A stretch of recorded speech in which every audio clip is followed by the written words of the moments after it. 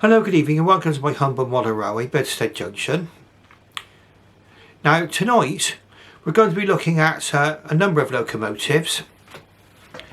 Now they're all designed by G J Churchward, who was Chief Mechanical Engineer of the Great Western Railway from 1902 to 1922. And it was during this period that a lot of the modern designs and standardisation for the Western region of British Rail, or say the Great Western Railway of this time, came about.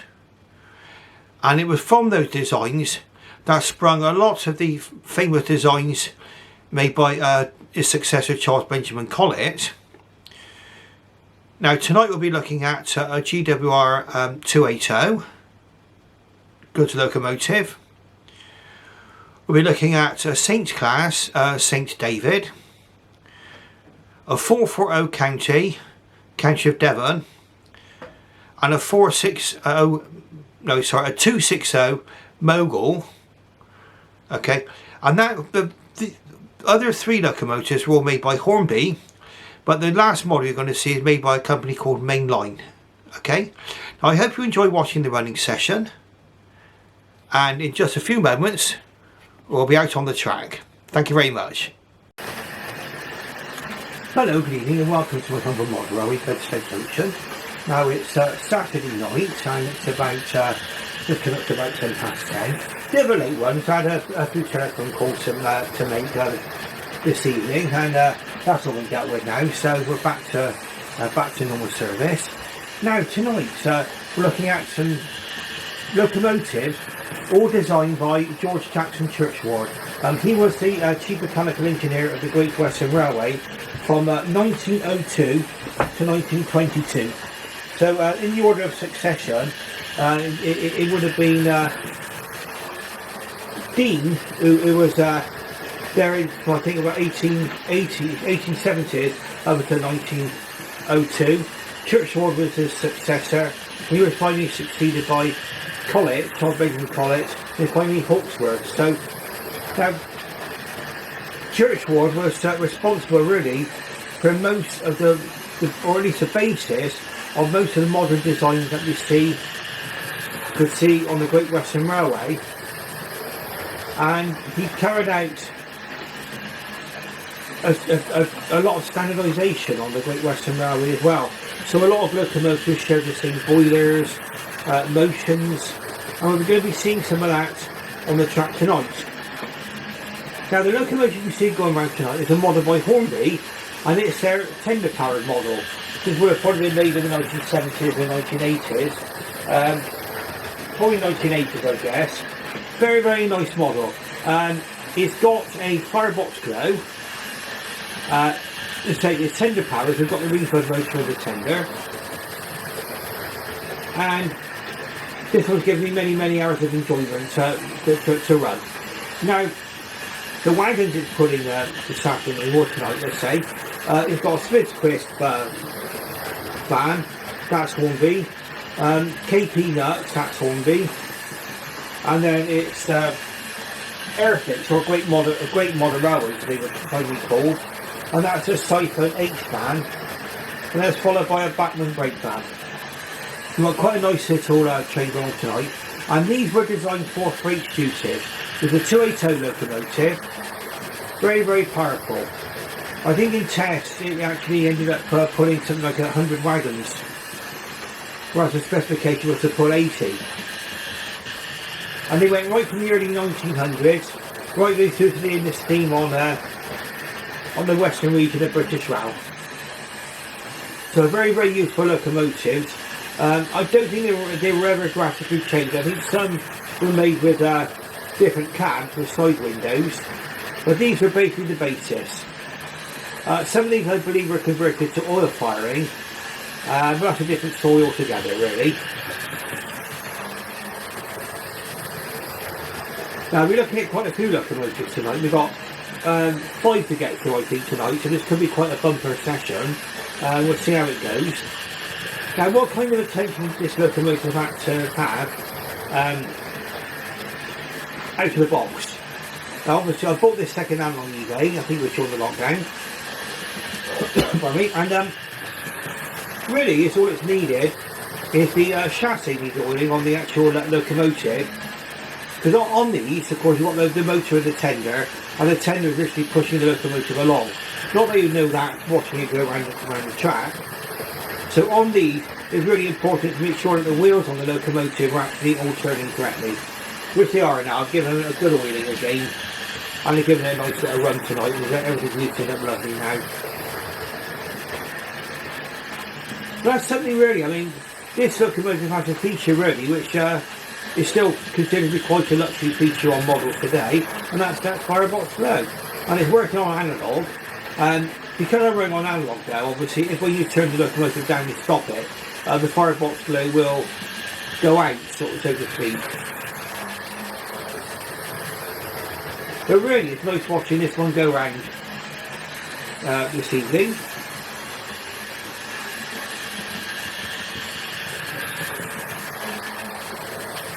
Now let's just bring the one over there. You can see it, what it's like going through the country station there.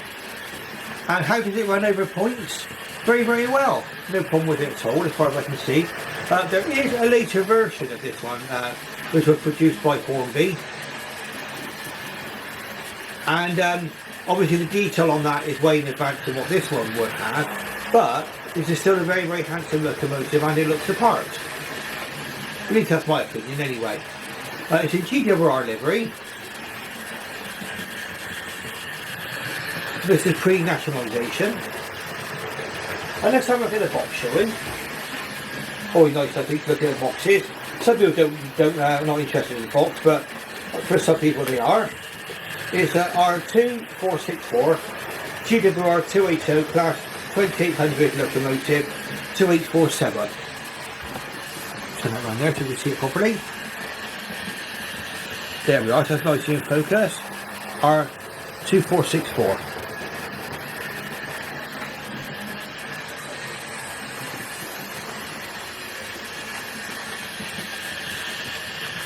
Now, just something I've noticed before, actually says this one is actually made in China. According to what's on the box at least. Which will be interesting to see actually. And it might be nice to have a look at the locomotive underneath, and we'll see. But obviously, it being tender powered, I didn't expect it to be a China built locomotive.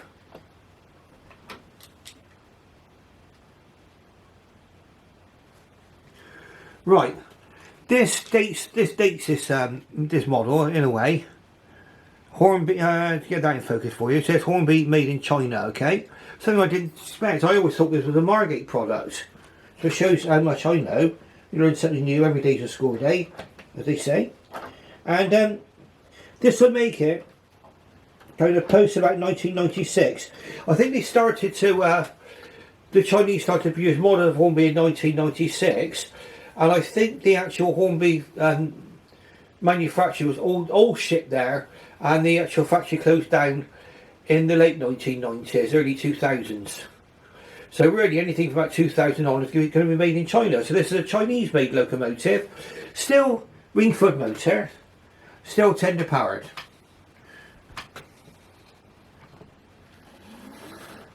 See if I got it successfully back on the track. I don't think I have. Try that now.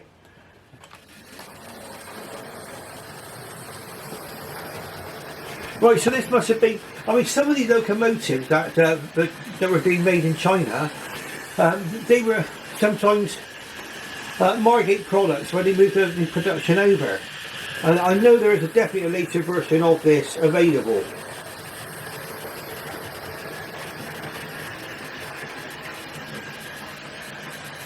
Now what we'll do in a moment, we're going to run this locomotive in, because we've got quite a few locomotives to see. Okay. Let's just take a look at the points, and then we'll bring this one in. Oh, let's have a closer look at the vans. Let's go around one more time. And we'll see if we can have a closer look at these vans. We don't often, I don't often have a close look at the the train itself that the locomotive is carrying. Well, let's see if we can get the tripod down.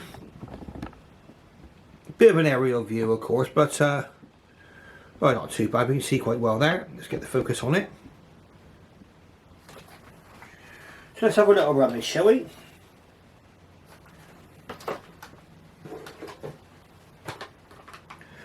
So we've got R725 Smith's Food closed van.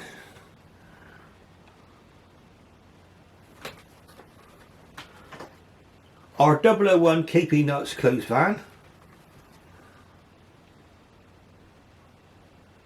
And that's the decoration on the boxes. I do believe that's a 1980s. That one's got a price of £3 on it there. In fact, they were both £3 at some point. I don't know, I forgot how much I paid for them. Maybe it was how much I paid for them. I've had them, I think I bought these back in the 1990s. Now behind it is Great Modern Railways by Airfix. Okay, GMR, Great Modern Railways, Airfix. And that's a Siphon H. Just bring it round a little bit. Now that's the so that's a big brown wagon you can see there. Now these were used for carrying fruit. These were used for any of you who are sort of got local knowledge of our railways near Bristol. These were used for loading fruit picked on the strawberry line, amongst many other railways. Siphon H BR. It says 54309-1 Siphon H BR. So that's a Siphon H. There we are, we're in focus there. Lovely. And then last but not least, the brake van. It's a Batman product. I paid £5.50 for this. Our 33 300A 20-ton towed brake van in BR grey livery. Get that in focus for you. There we are. So that's a train that's being put along tonight behind our lovely GWR 2800. And because it was tender powered, I was always under the impression this was a Margate product, when in fact it's made in China. Let's move across here now. We can see if we can have a look at that junction, because that's a junction we'll be focusing on next. And then we're going into the goods shed. So let's just check we set the points for it. We'll just go forward.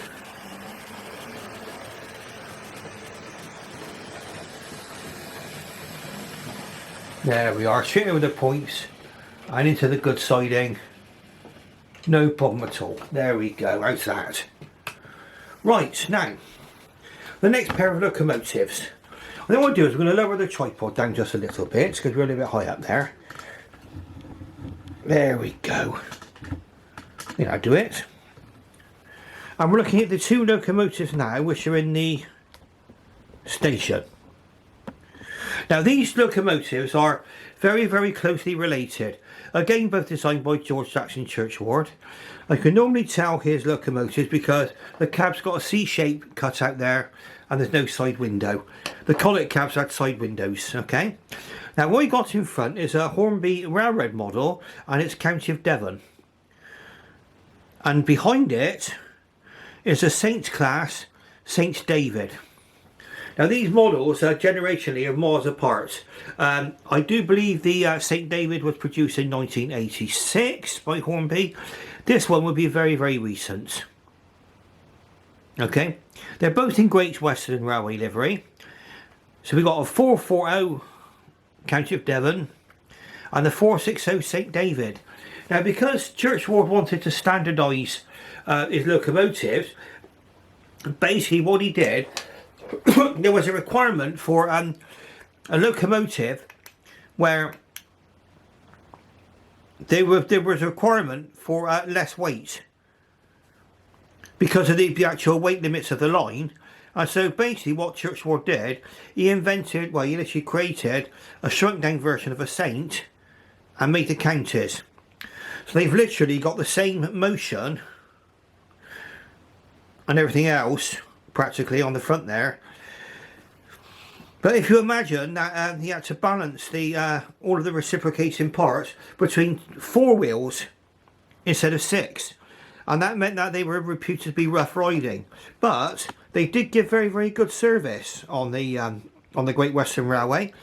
And even though they went up to only about 1933, again the early 1900s, I think they built up between 1904 around about and 1912, they were finally all gone by 1933, the 440 counties. I think that was mainly because a lot of other types of locomotive were coming out. I will be seeing one of those locomotives quite shortly as well, okay? So, let's have a look. Let's just set the points. And we'll start off by looking at the St David, and then we're going to run County of Devon. I'm going to talk about County of Devon because I had quite a bit of fun with County of Devon. I'll explain to you what happened there later.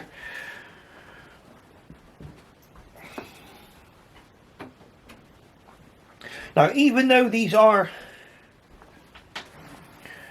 Great Western Railway locomotives in Great Western green livery, you can see that there's a vast difference in finish between the two locomotives. One's a little bit different to the other. Right, so what we're going to do then, let's run St David out of the station. See if we can get this all done nicely for you. No, we've not got the point set right yet. It's getting quite late, so sack the signalman, he's rubbish. He was one step away from causing a great railway disaster then.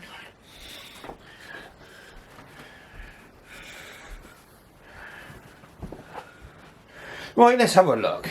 See if we can get this all figured out, shall we? Aha, there we go.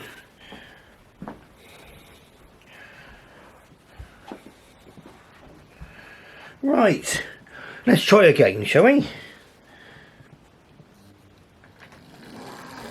There we are. So this is St David moving majestically out of the platform there. Just stopping on the signal there. Now this is another tender powered locomotive, but this one is definitely a Margate product. Hornby made in England, and it's from 1986.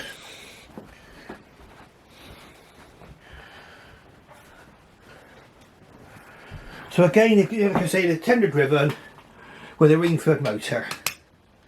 Now excuse me if there's a little bit of flickering in this video. There seems to be a bit of a problem with the overhead lighting.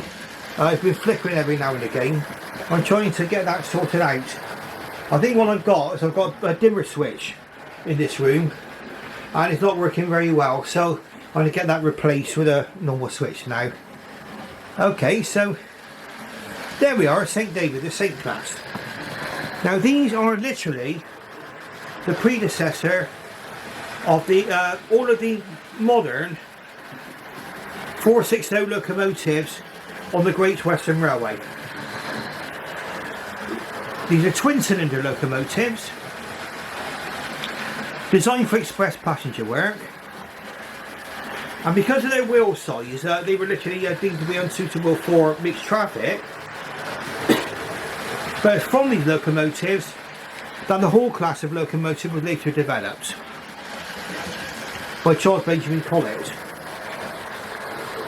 Again brought in the early 1900s, and the last was not withdrawn until about the mid 1950s, early to mid 1950s. They did have a very, very long and distinguished career on the Great Western Railway, known to be very, very free steaming. And it's put in 3 Great Western coaches tonight, my usual Great Western coaches, and it's going, as I hope you agree, it's going along very, very nicely.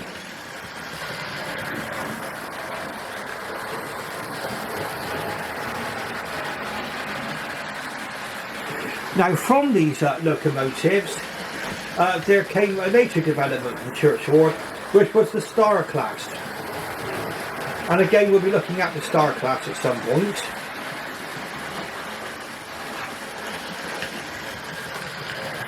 And the Star class was again the further development of the 460, which became a 4-cylinder locomotive, and that then became the basis of the castles and the kings. You could see that Churchward, even though we've got the famous castles, kings, halls, granges and manors, all those kind of locomotives, which were developed by his successor, Lord Benjamin Collett. It was in fact George Jackson Churchward who laid down the foundations. Very, very nice, this one, St David. St David was, it was decided not to put this one into preservation, because by the time it got to the end of its operating life, so to speak, it was in terrible condition. And it was decided to let this one go, rather than it not be part of the National Collection. And of course now, the only surviving Saint class is one which has had to be completely built from scratch. I think there's a lot of ball parts and other bits and pieces. That's a Lady of Legend, which I'm hoping to see on the West Somerset Railway later this year. I think that's going to be in the West Somerset Railway Spring Gala.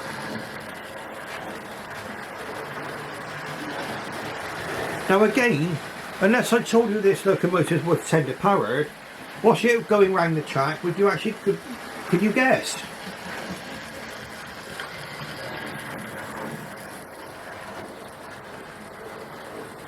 Now we're going to be moving on to the actual box this one comes in. And we can have proof of the vintage of this locomotive too, while we're at it. So I can point that for you. R830 2011-1986. There we are, so that's when this one was actually produced by Hornby from 1986. And our 830 GWR 460 loco, St David. And of course St David is the patron saint of Wales.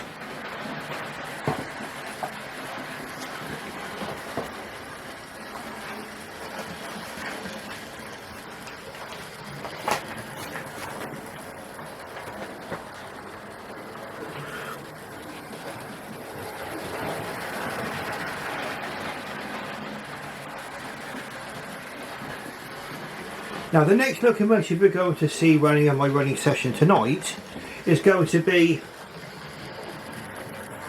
the county class, County of Devon. So what we're going to do then, we're going to run this locomotive in just quickly now. We can move on to the next locomotive, and also I'm going to restart the camera to stop it running into its time limit. So we're just going to run this one into the station, and then we're going to restart the camera and we're going to film St David.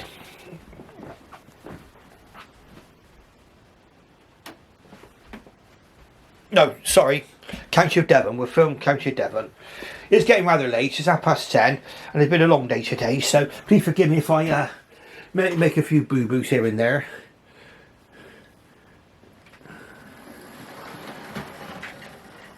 There we go. Perfect. How's that? Lovely. Into the station we go. Perfect. Lovely job. Right, so we're just gonna stop the camera a second.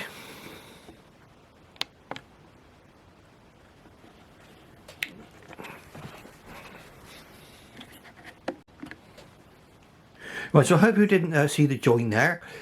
So we got just saw St David in the background.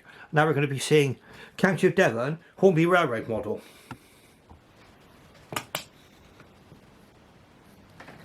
No, we're not. I did say it was getting late. Here we go again.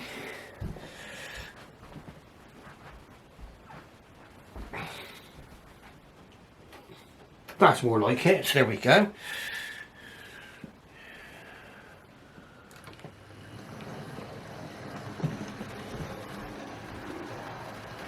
Okay, so that's County of Devon running out of the station. And this is a 440 locomotive, whereas St David was a 460. And you can see that we're going over the points very, very well there. And that's because it's got tender pickups. And we're just watching them go round. And these locomotives are various county classes. Also in the railroad range, there are other 440s like the Hunts class and the Schools class and the LMS compound. The LMS compounds came in two different versions. But this one here is a 440 County Devon.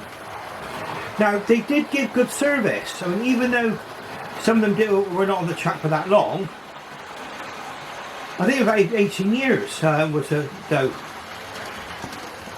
the least amount of service they gave. Most of them had covered well over 1 million miles, and they were able to stand in for a Saint class on many occasions. I say they were built for where there were greater weight limits, where 460s were forbidden, but they turned out to be very, very effective locomotives. One of the problems it did have was that they say, because it had a lot of the same running gear as the Saints class, it had to balance all that stuff between 4 driving wheels instead of 6, and so the balance weights had to be a lot heavier.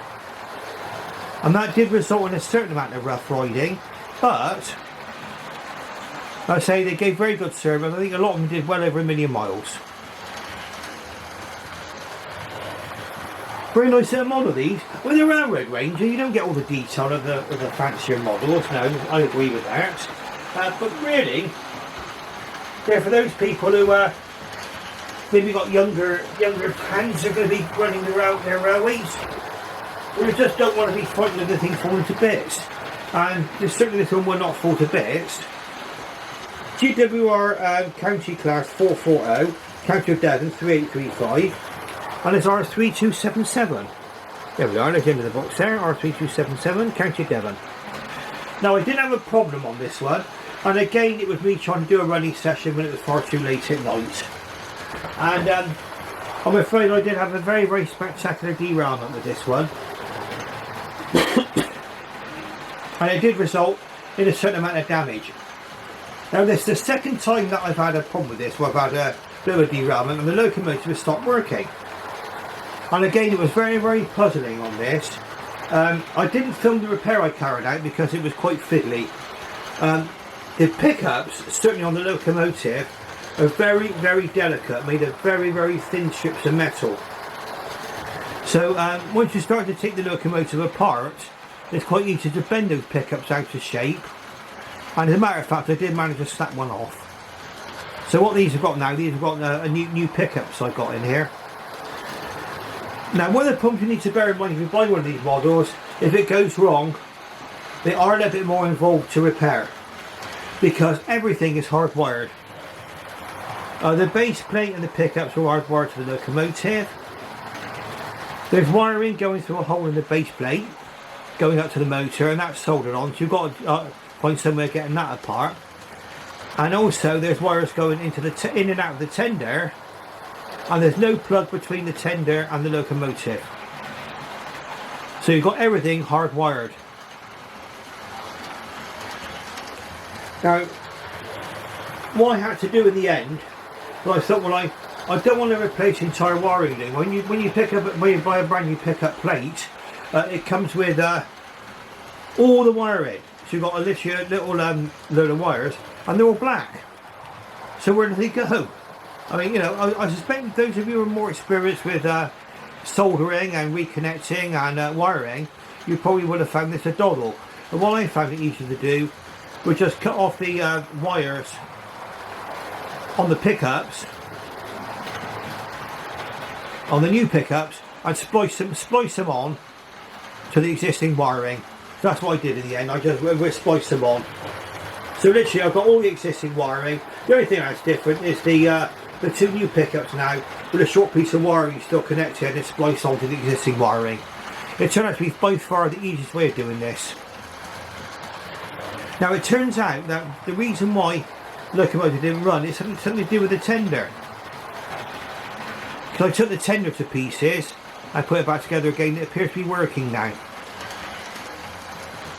And it seems to be that it's got a DCC socket with a DCC blanking plug. Mine's DCC ready, and all the wiring is going in and out of there. So the wiring from the pickups, the tenders going through there, the pickups from the locomotive are going back into the tender, and then you've got two wires coming out from the actual DCC socket, going then back into the locomotive and up to the motor. And I just didn't fancy trying to work out which wires were which, and I was changing them all over. So, like I say, it's all working now. But it was, I must admit, for me, I haven't done this job really before, and I haven't done much soldering before. It was a little bit of a challenge, but well worth it in the end. As you can see, it's working lovely again now. And the spectacular derailment, unfortunately, I did not film it. It occurred off camera. And it's where Mr. Sleepy here, bad signalman, forgot to change the points. And so this locomotive went its speed down the siding and flew into the headboard of the bed. An accident, pure accident. And it didn't work very well after that. So, as you can see, I've managed to fix it now. And it's running again. But these things can happen. These things can happen. I just noticed actually as well during my running session, I've got something that probably looks like a new building over there. That's not. In fact, that's a track buffer. I've been cleaning the track, so we'll leave that where it is. But you might have been wondering what that is. Okay, so it's a lovely County Devon. Like I say, it's got the is it a 6442 motor, something like that anyway. The motors in these are brilliant, okay. I thought it might have been the motor. When we have deciding whether it's the motor or the pickups, is to get your controller and see if you can connect it up directly to the two timbers of the motor. If the motor starts to spin, then you know it's definitely the pickups which are wrong. I did that with the actual wheel set removed, so it wasn't going to go flying away anywhere. And yes, the motor was working, so it had to be something to do with the pickups and the connect, or at least the connection between the locomotive and the tender.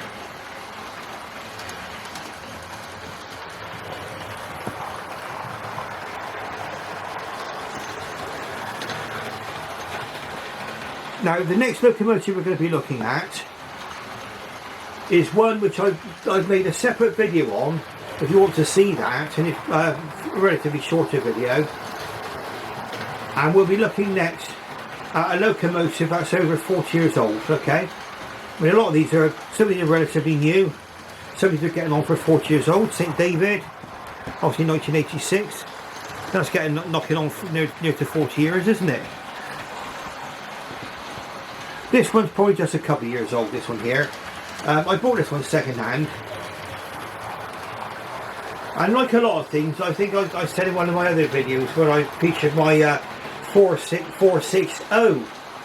the difference, 460 County. Some of these models can be difficult to get. There have been certain reviewers that have been singing their praises, and I dare say people have been looking for them much the same as I did, and found they were difficult to source. I think I've seen just one on eBay at the moment. I think it's going for about £75, which is probably more than what some people have paid new for them, but still well worth it in my opinion. Right, so we're going to put County of Devon into the siding now.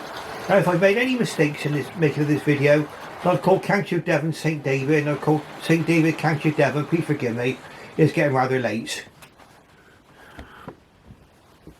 So I had to have a little talk over the phone. I had to talk a little earlier on over the phone with someone, and I was quite happy to help in that particular instance, and pleasure to do so. But we're now running into what is now 20 to 11 now, so it's getting quite late now, and I did get relatively early today. Not for me anyway. Right, so let's have a look. We can run this one in. This is the lovely Hornby Railroad, County of Devon. Now, the way that I checked, what you have to do when you're wiring the the pickups back up, of course, so you don't get the wires swapped over, because really then it's going to be conflicting with the tender. So you have your plus and minus around the wrong way and it won't go anywhere.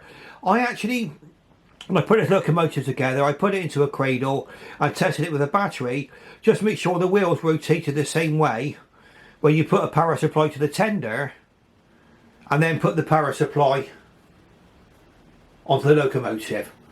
And once I'd done that, I knew it was definitely going to work. Okay, so that's how I did that. So let's come in then with County Devon. And we're going to have a change of locomotive in a moment. And I'll restart proceedings out once I've done that.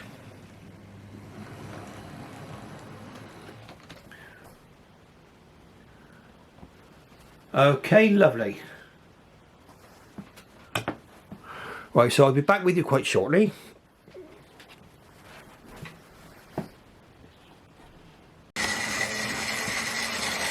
Right, now then, the next locomotive we can see running is another George Jackson Churchward design, and this is the GWR Mogul. Now this model is made by a company called Mainline, so it would be from the very, very latest 1984, and that's when these were not produced anymore, because the company that was the parent company of Mainline was Palatoy, and they decided to focus on other areas of the toy industry. Now, what happened as a consequence of that, the models were carried on being made underneath a replica railway for a period of time, and then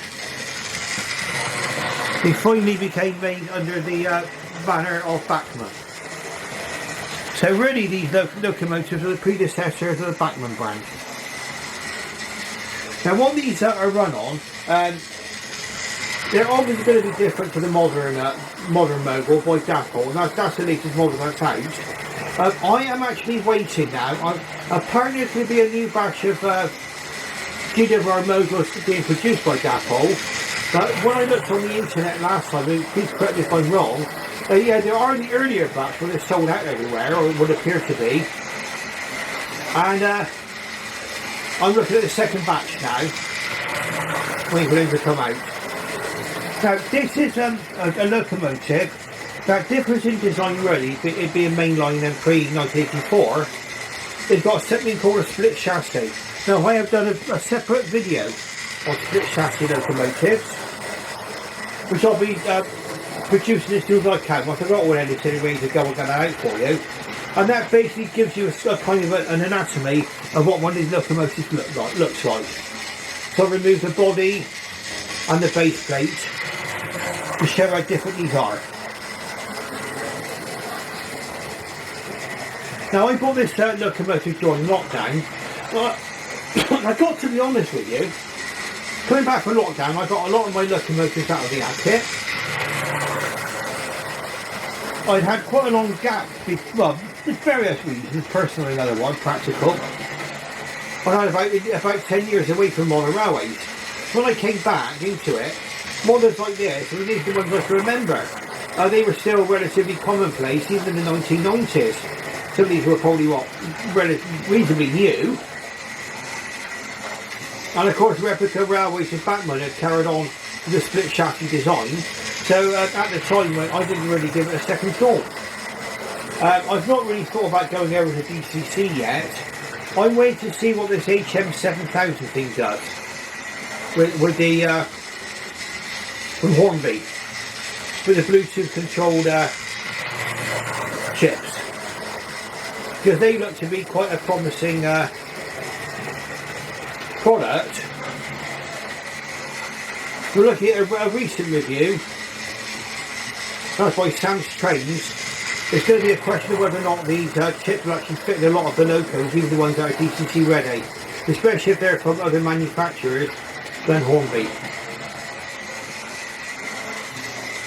So we've got literally the same train. Now these were designed as a mixed traffic locomotive, let's say by George Jackson Churchward, and I do believe the suggestion to make a Mogul, but because one of the GWR employees actually seen these in somewhere like Canada, and came back and said, you know, sung their praises, so we decided to produce one of these designs. In fact, I've got with the Mainline, you always get a nice history and cleaning and maintenance instructions. That's what the motor looks like. So relatively familiar territory for those of us who use the Ringfield motors. These were called pod style motors. They're a little bit smaller than a Hornby Ringfield, and they do run through quite a number of gears and cogs, which you can probably hear on Locomotive running. Now, they were introduced in 1911, and the design arose from Churchward's desire to have a new range of types for operating secondary services. There we are. Holcroft, Churchward's assistant, had recently visited Canada. We've been particularly impressed with the versatility of the Mogul or 260 type. With this in mind, Churchward instructed him to prepare drawings for a new 260 with 5/8" wheels, outside cylinders, and a standard number 4 boiler.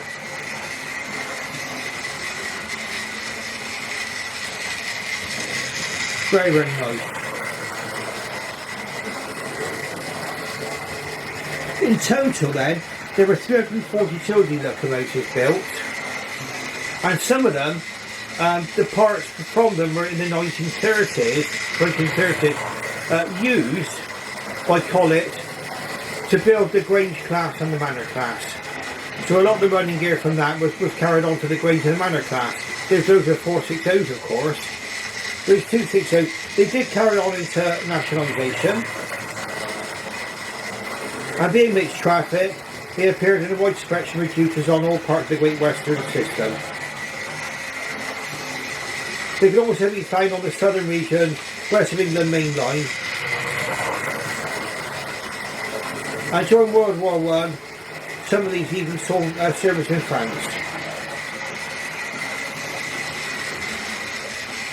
Now, these got the latest style cabs. The earlier Churchward cabs, they were like the ones with the C cut out. These are the latest style cabs. You can tell it is because it's got the side window in it. That will obviously then give more creature comfort for the locomotive crew.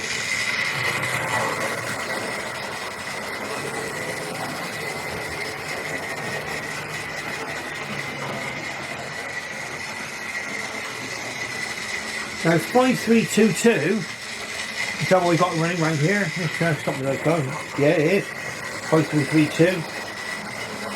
It's preserved, but I've got the information recorded at the time. It says it's preserved by the Great Western Society at Didcot. And 9303 is being restored for use on the Severn Valley Railway. So a very nice locomotive. I take it by Mainline. And for those of you who are interested,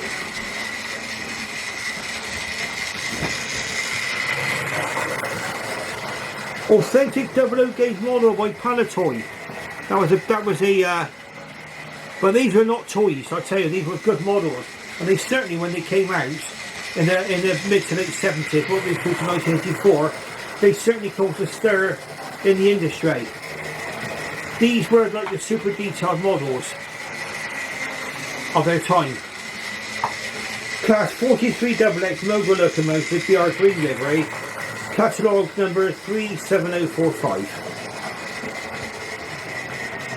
Mainline Railways, there we go.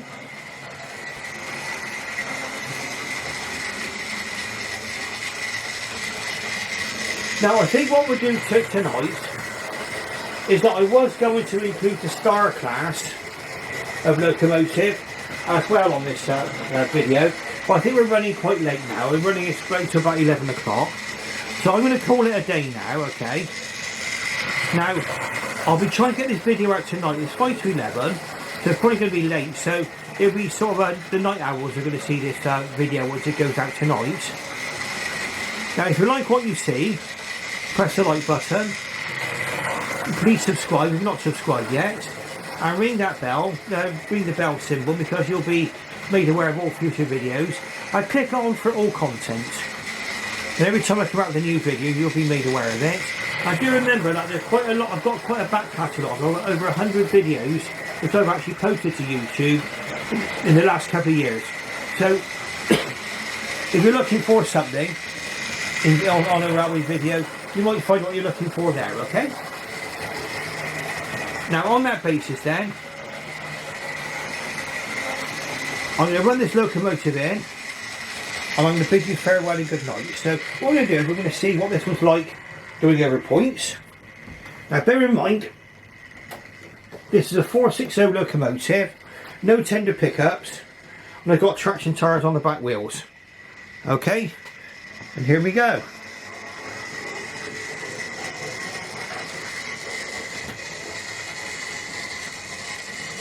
There we are. How about that then? How about that? Beautiful. Okay, so that, ladies and gentlemen, is my running session concluded for tonight. Thank you very, very much for those who stuck with me to the end. Thank you very, very much for interest, and I shall wish you farewell and good night.